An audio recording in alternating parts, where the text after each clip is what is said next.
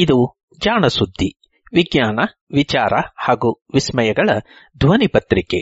ದಿನದಿನವೂ ವಿಜ್ಞಾನ.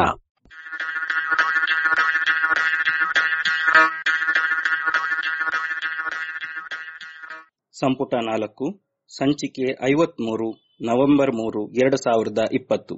ಸಂಶೋಧನೆ ಸ್ವಾರಸ್ಯ.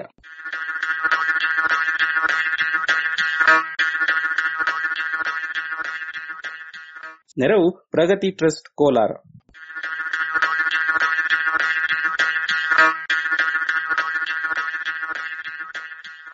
ಅಂತರಿಕ್ಷದಲ್ಲೊಂದು ಮನೆಯ ಮಾಡಿ.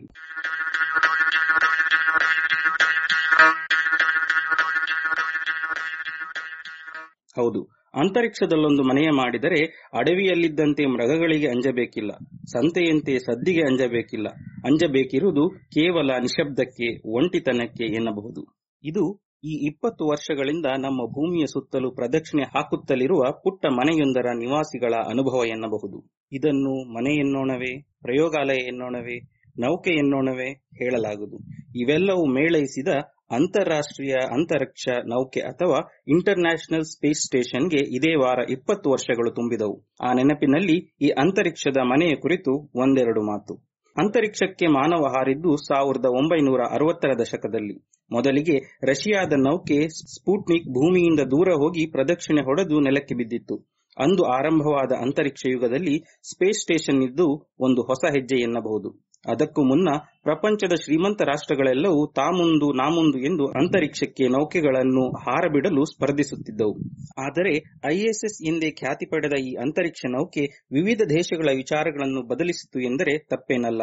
ಇದು ಅಂತರಿಕ್ಷ ಸಂಶೋಧನೆಯ ವಿಷಯದಲ್ಲಿ ಹಲವಾರು ರಾಷ್ಟ್ರಗಳನ್ನು ಒಟ್ಟಾಗಿಸಿದ ಒಂದು ಯೋಜನೆ. ಆರಂಭದಲ್ಲಿ ಅಮೆರಿಕ, ಕೆನಡಾ, ಜಪಾನ್, ಯುರೋಪ್ ಹಾಗೂ ರಷ್ಯಾ ರಾಷ್ಟ್ರಗಳ ವ್ಯೋಮ ಸಂಸ್ಥೆಗಳು ಒಟ್ಟಾಗಿ ಈ ಯೋಜನೆಗೆ ಕೈ ಹಾಕಿದವು.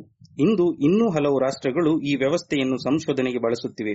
ISS ಎನ್ನುವುದು ಒಂದು ಉಪಗ್ರಹ, ಏಕೆಂದರೆ ಇದು ನಮ್ಮ ಭೂಮಿಯ ಸುತ್ತಲೂ ನೆಲದಿಂದ ಸುಮಾರು 400 ಕಿಲೋಮೀಟರ್ ಎತ್ತರದಲ್ಲಿ ಪ್ರತಿ ಸೆಕೆಂಡಿಗೆ 8 ಕಿಲೋಮೀಟರ್ ವೇಗದಲ್ಲಿ ಸುತ್ತುತ್ತಿರುವ 250 ಅಡಿ ಉದ್ದ ಹಾಗೂ 350 ಅಡಿ ಅಗಲವಿರುವ ಒಂದು ಮನೆ ಎನ್ನಬಹುದು.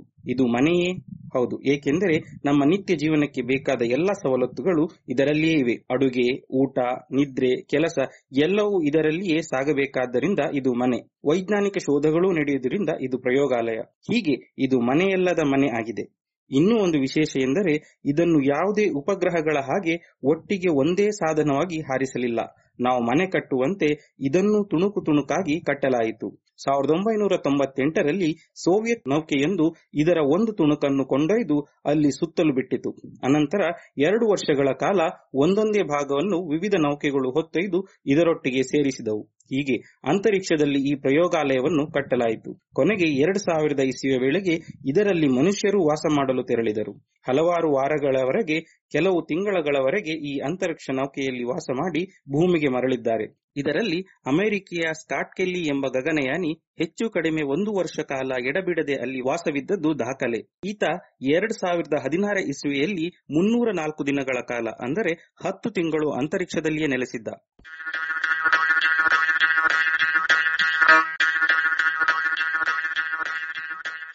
ISS ಒಂದು ಮನೆಯಲ್ಲದ ಮನೆ ಎಂದೆನಲ್ಲವೇ? ಇದರ ಉದ್ದೇಶವೂ ಅಷ್ಟೇ. ಇಂದೋ ಎಂದೋ ನಾವು ಮಾನವರು ಎಲ್ಲಿಯಾದರೂ ಭೂಮಿಯನ್ನು ತೊರೆದು ಬೇರೆ ಗ್ರಹಗಳೋ ಸೌರಮಂಡಗಳಲ್ಲೋ ವಾಸವಾಗಿರಬೇಕೆಂದು ಪ್ರಯಾಣ ಹೊರಟೆವೆನ್ನಿ. ಅದಕ್ಕೆ ತಯಾರಿ ಬೇಡವೇ? ಅಂತಹ ಪಯಣಕ್ಕೆ ಇದು ಪೂರ್ವಭಾವಿ ತಯಾರಿ ನಡೆಸುವುದಕ್ಕೆ ಅನುವು ಮಾಡಿಕೊಡುವ ಸ್ಥಳ ಎನ್ನಬಹುದು. ಅದಕ್ಕಿಂತಲೂ ಮುಖ್ಯವಾಗಿ ಭೂಮಿಯ ಮೇಲೆ ನಾವು ಕಾಣುವ, ಅನುಭವಿಸುವ ವಿದ್ಯಮಾನಗಳು ಅಂತರಿಕ್ಷದಲ್ಲಿಯೂ ಹಾಗೆ ಜರುಗುತ್ತವೆಯೋ ಅಥವಾ ಭೂಮಿಯ ಗುರುತ್ವಾಕರ್ಷಣೆ ಸೆಳೆತ ಕಡಿಮೆ ಆಗಿರುವ ಅಲ್ಲಿ ಅವುಗಳು ಬೇರೆಯಾಗಿರುತ್ತವೆಯೋ? ISS ಈ ಪ್ರಶ್ನೆಗಳಿಗೆ ಉತ್ತರ ಹುಡುಕುವ ಪ್ರಯೋಗಶಾಲೆಯೂ ಹೌದು. ಪ್ರಪಂಚದ ವಿವಿಧೆಡೆಗಳಿಂದ ವಿಜ್ಞಾನಿಗಳು ಹೋಗಿ ಪ್ರಯೋಗಗಳನ್ನು ನಡೆಸಿ ಮರಳಿದ್ದಾರೆ. ಕಳೆದ 20 ವರ್ಷಗಳಲ್ಲಿ 128 ದೇಶಗಳ 3000ಕ್ಕೂ ಹೆಚ್ಚು ವಿಜ್ಞಾನಿಗಳು ಈ ಪ್ರಯೋಗಾಲಯವನ್ನು ಬಳಸಿದ್ದಾರೆ, ಪ್ರಯೋಗಗಳನ್ನು ನಡೆಸಿದ್ದಾರೆ. ಇಲ್ಲಿ ನಡೆದ ಪ್ರಯೋಗಗಳು ಹಲವು ವಿಧ, ಹಲವು ಅಚ್ಚರಿಯ ವಿಷಯಗಳನ್ನು ಇವು ಬಯಲಾಗಿಸಿವೆ. ಉದಾಹರಣೆಗೆ, ಬೆಂಕಿಯ ಜ್ವಾಲೆಯನ್ನು ನಾವೆಲ್ಲ ನೋಡಿದ್ದೇವೆ. ಅದರ ಸ್ವರೂಪವೂ ನಮಗೆ ತಿಳಿದಿದೆ. ಹೂವಿನ ಎಸಳಿನಂತೆ ಎರಡೂ ತುದಿಯು ಕಿರಿದಾಗಿ ನಡುವೆ ಅಗಲವಾಗಿರುವ ಆಕಾರದಲ್ಲಿ ಜ್ವಾಲೆ ಇರುತ್ತದೆ. ಹಾಗೆಯೇ ಬೆಂಕಿಯ ಜ್ವಾಲೆ ಬಿಸಿ ಎನ್ನುವುದು ನಮಗೆ ಅರಿವಾಗಿದ್ದೆ. ಆದರೆ ISS ನಲ್ಲಿ ಇದರ ಬಗ್ಗೆ ಒಂದು ಪ್ರಯೋಗ ನಡೆಯಿತು. ಇಂಧನವನ್ನು ಹನಿಗಳನ್ನಾಗಿ ಸಿಡಿಸಿ ಬೆಂಕಿ ಹೊತ್ತಿಸಿದರೆ ಅವು ಹೇಗೆ ಉರಿಯುತ್ತವೆ ಎನ್ನುವುದೇ ಈ ಪ್ರಯೋಗ. ಇದರಲ್ಲಿ ಕಂಡ ಒಂದು ಸ್ವಾರಸ್ಯಕರ ವಿಷಯವೆಂದರೆ ಜ್ವಾಲೆ ಉರಿಯುವಾಗ 2 ವಿಶಿಷ್ಟ ಹಂತಗಳಿರುತ್ತವೆ. ಒಂದು ಹಂತದಲ್ಲಿ ಭೂಮಿಯಲ್ಲಿ ಆಗುವ ಹಾಗೆ ಜ್ವಾಲೆಯಿಂದ ಬೆಳಕು, ಶಾಖವು ಹೊರಬರುತ್ತಿರುತ್ತದೆ. ಆದರೆ ಅನಂತರ ಒಂದು ಹಂತದಲ್ಲಿ ಬೆಂಕಿ ಉರಿಯುತ್ತಲೇ ಇದ್ದರೂ ಅದು ಕಾಣುವುದಿಲ್ಲ. ಇಂಧನ ಖಾಲಿಯಾಗುವುದಷ್ಟೇ ತಿಳಿಯುತ್ತದೆ. ಇಂಧನ ಉರಿದ ಮೇಲೆ ಹುಟ್ಟುವ ಅನಿಲಗಳಷ್ಟೇ ಕಾಣುತ್ತವೆ. ಒಂದಿಷ್ಟು ಶಕ್ತಿ ಸೂಸಿದ್ದನ್ನು ಅಳೆಯಬಹುದು, ಆದರೆ ಬೆಂಕಿಯಾಗಲಿ ಶಾಖವಾಗಲಿ ಅರಿವಾಗುವುದಿಲ್ಲ. ಅಂದರೆ ಇದೊಂದು ರೀತಿಯ ತಣ್ಣನೆಯ ಬೆಂಕಿ ಎನ್ನಬಹುದು. ಹೀಗೆ ನಮಗೆ ಇಲ್ಲಿ ಸಾಮಾನ್ಯವೆನಿಸುವ ಹಲವು ವಿದ್ಯಮಾನಗಳು ಅಂತರಿಕ್ಷದಲ್ಲಿ ವಿಚಿತ್ರವಾಗಿಯೂ ವಿಶಿಷ್ಟವಾಗಿಯೂ ತೋರುತ್ತದೆ. ISS ನಲ್ಲಿ ಈ 20 ವರ್ಷಗಳಲ್ಲಿ ನೂರಾರು ಪ್ರಯೋಗಗಳು ನಡೆದಿವೆ. ಅವುಗಳಲ್ಲಿ ಬಲು ಉಪಯುಕ್ತವೆನಿಸಿದ, ಹೊಸ ಅರಿವನ್ನು ಮೂಡಿಸಿದ, ಹೊಸ ಸಾಧನಗಳನ್ನು ಕೈಗೊದಗಿಸಿದ 20 ಪ್ರಯೋಗಗಳನ್ನು ನಾಸಾ ಸಂಸ್ಥೆ ಪಟ್ಟಿ ಮಾಡಿದೆ. ಇದರಲ್ಲಿ ಮೊದಲನೆಯದು ತಣ್ಣನೆಯ ಬೆಂಕಿ, ಎರಡನೆಯದು ನೀರಿನ ಮರುಬಳಕೆ. ISS ಇರುವ ತಣ್ಣನೆಯ ಬೆಂಗಾಡಿನಲ್ಲಿ ಎನ್ನಬಹುದು. ISS ಇರುವುದು ತಣ್ಣನೆಯ ಬೆಂಗಾಡಿನಲ್ಲಿ ಎನ್ನಬಹುದು. ಅಂತರಿಕ್ಷದಲ್ಲಿ ವಾತಾವರಣ ಬಲು ತಣ್ಣಗಿದ್ದರೂ ನೀರಿಗೆ ಬರವೇ, ಹನಿ ನೀರು ಹುಟ್ಟದ ಸ್ಥಾನ ಅದು. ಅಲ್ಲಿ ಹೋಗಿ ತಿಂಗಳಾನುಗಟ್ಟಲೆ ಇರುವ ಕೆಲ್ಲಿಯಂಥವರು ತಾವು ಕೊಂಡೊಯ್ದ ನೀರನ್ನೇ ಮತ್ತೆ ಮತ್ತೆ ಬಳಸಬೇಕಾಗುವುದು ಮುಖ್ಯ. ಅಂದರೆ ಇಲ್ಲಿ ವಾಸಿಸುವವರು ಬೆವರು, ಮೂತ್ರ, ಮಲಗಳ ಜೊತೆಗೆ ಇರುವ ನೀರನ್ನು ಹಿಂಡಿ ತೆಗೆದು ಮರು ಬಳಸಬೇಕಾಗುತ್ತದೆ. ಇದಕ್ಕೆ ಗಾಳಿಯಿಂದ ನೀರನ್ನು ಸಂಗ್ರಹಿಸುವ ಸಾಧನಗಳು, ಅದನ್ನು ಶುಚಿಗೊಳಿಸುವ ವಿಧಾನಗಳು ಹಾಗೂ ಬಳಕೆಯನ್ನು ಕಡಿಮೆ ಮಾಡುವ ಆಹಾರ ಇತ್ಯಾದಿಯೂ ಬೇಕು. ಇವೆಲ್ಲದರ ಪರಿಣಾಮ ISS ನಲ್ಲಿ ವಾಸಿಸುವ ಗಗನಯಾನಿಗಳು ತಾವು ಬಳಸುವ ನೀರಿನ 93% ಮತ್ತೆ ಬಳಸುತ್ತಾರೆ. ಇದಕ್ಕಾಗಿ ವಿನ್ಯಾಸ ಮಾಡಿರುವ ವಿಶೇಷ ಶುಚಿಗೊಳಿಸುವ ಯಂತ್ರಗಳು ಕೇವಲ ಅಂತರಿಕ್ಷದಲ್ಲಿಯಷ್ಟೇ ಅಲ್ಲ, ಭೂಮಿಯ ಮೇಲೂ ಉಪಯುಕ್ತವೇ. ಇಂತಹದೊಂದು ಯಂತ್ರವನ್ನು 2006ನೇ ಇಸವಿಯಿಂದಲೇ ಇರಾಕ್ ದೇಶದಲ್ಲಿ ಕುಡಿಯುವ ನೀರು ಒದಗಿಸಲು ಬಳಸುತ್ತಿದ್ದಾರೆ.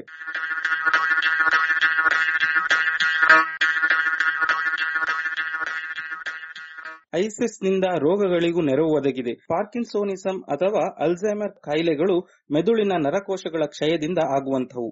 ಈ ಕಾಯಿಲೆಗಳ ವೇಳೆ ಸಾಮಾನ್ಯವಾಗಿ ತಂತುಗಳಾಗಿರುವ ನರಕೋಶಗಳು ಹೆಣೆದುಕೊಂಡು ಚಾಪೆಯಂತೆ ಗಟ್ಟಿಯಾಗಿರುತ್ತವೆ. ಇದು ಏಕೆ ಎನ್ನುವ ಬಗ್ಗೆ ಸಂಶೋಧನೆಗಳು ನಡೆಯುತ್ತಿವೆ.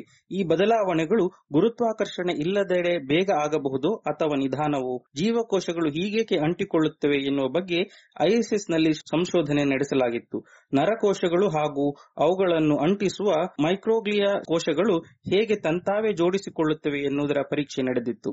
ಬಹುತೇಕ ನಮ್ಮ ಎಲ್ಲ ಚಟುವಟಿಕೆಗಳನ್ನು ಗುರುತ್ವಾಕರ್ಷಣೆ ಅಂದರೆ ಭೂಮಿಯ ಸೆಳೆತ ಬಾಧಿಸುತ್ತದೆ. ಉದಾಹರಣೆಗೆ ನಮ್ಮ ದೇಹದಲ್ಲಿರುವ ಪ್ರೋಟೀನ್ಗಳು. ನಮ್ಮ ಶರೀರದಲ್ಲಿ ಸುಮಾರು 1 ಲಕ್ಷದಷ್ಟು ಬಗೆ ಬಗೆಯ ಪ್ರೋಟೀನ್ಗಳಿರುತ್ತವೆ. ಇನ್ಸುಲಿನ್ ನಂತಹ ಅತ್ಯಂತ ಅಮೂಲ್ಯವಾದಂತಹೂ ಇರುತ್ತವೆ. ಇವುಗಳು ಸುಗಮವಾಗಿ ಕಾರ್ಯನಿರ್ವಹಿಸಿದರೆ ನಮ್ಮ ಆರೋಗ್ಯವು ಚೆನ್ನಾಗಿರುತ್ತದೆ. ವೈರಸ್ಗಳನ್ನು ತಡೆಯುವ ಆಂಟಿಬಾಡಿಗಳು, ಇನ್ಸುಲಿನ್ ನಂತಹ ನಿತ್ಯ ಬದುಕಿಗೆ ಬೇಕಾದ ಹಾರ್ಮೋನ್ಗಳು, ಆಹಾರವನ್ನು ಅರಗಿಸುವ ಕಿಣ್ವಗಳು ಎಲ್ಲವೂ ಪ್ರೋಟೀನ್ಗಳೇ. ಈ ಪ್ರೋಟೀನ್ಗಳ ಸುಗಮ ಚಟುವಟಿಕೆಗೆ ಅವುಗಳ ಆಕಾರವೇ ಕಾರಣ. ಅವುಗಳ ಆಕಾರ ಕೆಟ್ಟರೆ ಚಟುವಟಿಕೆಯಲ್ಲೂ ಬದಲಾವಣೆ ಉಂಟಾಗುತ್ತದೆ. ಅಂತರಿಕ್ಷದಲ್ಲಿ ಈ ಪ್ರೋಟೀನ್ಗಳು ಭೂಮಿಯಲ್ಲಿ ಮಡಚಿಕೊಳ್ಳುವಂತೆಯೇ ಮಡಚಿಕೊಳ್ಳುತ್ತವೆಯೋ ಅಥವಾ ಬೇರೆ ರೀತಿ ಆಗಬಹುದೋ?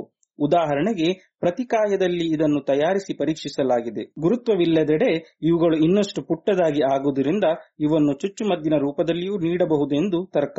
ಇಲ್ಲಿನ ಸಂಶೋಧನೆಗಳನ್ನು ಆಧರಿಸಿ ಮರ್ಕ್ ಔಷಧ ಸಂಸ್ಥೆ ಪುಟ್ಟದಾದ, ಸುಲಭವಾಗಿ ಕಾಪಿಡಬಹುದಾದ ಹೊಸ ಬಗೆಯ ಆಂಟಿಬಾಡಿ ಹರಳುಗಳನ್ನು ತಯಾರಿಸಿ ಮಾರುತ್ತಿದೆ. ಮೂಳೆ ಹಾಗೂ ಸ್ನಾಯುಕ್ಷಯದ ಚಿಕಿತ್ಸೆಗೂ ISS ನಲ್ಲಿ ನಡೆದ ಸಂಶೋಧನೆಗಳು ನೆರವಾಗಿವೆ.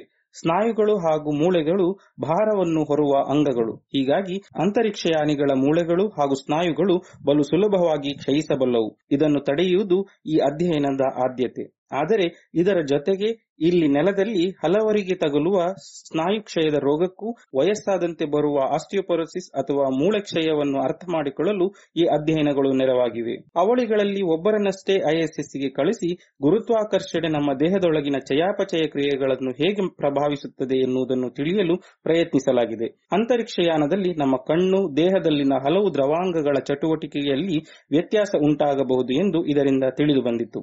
ISS ನಲ್ಲಿ ಹೀಗೆ ಹಲವು ಹೊಸ ವಿಷಯಗಳನ್ನು ತಿಳಿಸಿದ್ದಲ್ಲದೆ ಭೂಮಿಯ ವಾತಾವರಣದ ಮೇಲೆ ಒಂದು ಕಣ್ಣಿಟ್ಟಿದೆ. ಇತ್ತೀಚೆಗೆ ಭೂಮಿಯ ಮೇಲೆ ನಡೆಸಲು ದೊಡ್ಡ ದೊಡ್ಡ ಕೋಣೆಗಳು ಬೇಕಾಗುವ ಪ್ರಯೋಗವನ್ನು ಒಂದು ಪುಟ್ಟ ಪೆಟ್ಟಿಗೆಯಲ್ಲಿ ಮಾಡಲಾಗಿತ್ತು. ಬೋಸಾನು ಕಂಡೆನ್ಸ್ಡ್ ಎನ್ನುವ ಹೊಸ ಬಗೆಯ ವಸ್ತುವಿನ ಸ್ಥಿತಿಯನ್ನು ಪರೀಕ್ಷಿಸಲಾಗಿತ್ತು. ಈ ಸ್ಥಿತಿಯಲ್ಲಿ ಸಾವಿರಾರು ಪರಮಾಣುಗಳು ಎಲ್ಲವೂ ತಾವು ಒಂದೆಯೋ ಎನ್ನುವಂತೆ ವರ್ತಿಸುತ್ತವೆ. ಈ ಸ್ಥಿತಿಯನ್ನು ಭೂಮಿಯ ಮೇಲೆ ನಿರ್ಮಿಸುವುದು ಕಷ್ಟ. ಹೀಗೆ ಈ ಅಂತರಿಕ್ಷದಲ್ಲಿರುವ ಮನೆಯಲ್ಲದ ಮನೆ ಅರಿವಿನ ವಿಸ್ತಾರಕ್ಕೆ ನೆರವಾಗಿದೆ. ನೆಲದ ಮೇಲೆ 400 ಕಿಲೋಮೀಟರ್ ಬಲು ದೂರವೇನಲ್ಲ. ಆದರೆ ಅಷ್ಟು ಎತ್ತರಕ್ಕೆ ಬೇಕೆಂದಾಗ ಹೋಗಿ ಅಲ್ಲಿ ತೇಲುತ್ತಿರುವ ಈ ಮನೆಯನ್ನು ರಿಪೇರಿ ಮಾಡಿ ಅಲ್ಲಿ ಉಳಿದುಕೊಂಡು ಪ್ರಯೋಗಗಳನ್ನು ನಡೆಸಿ ಮರಳುವ ವಿಜ್ಞಾನಿಗಳ ಅಂತರಿಕ್ಷಯಾನಿಗಳ ಧೈರ್ಯ ಸಾಹಸ ನಿಜಕ್ಕೂ ಅದ್ಭುತ. ಅಲ್ಲಿನ ಪ್ರಯೋಗಗಳ ಫಲವೂ ಅಷ್ಟೇ ವಿಶಿಷ್ಟ.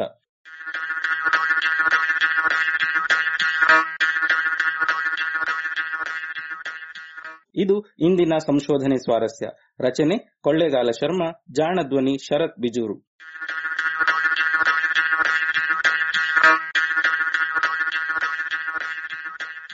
ನೆರವು ಪ್ರಗತಿ ಟ್ರಸ್ಟ್ ಕೋಲಾರ.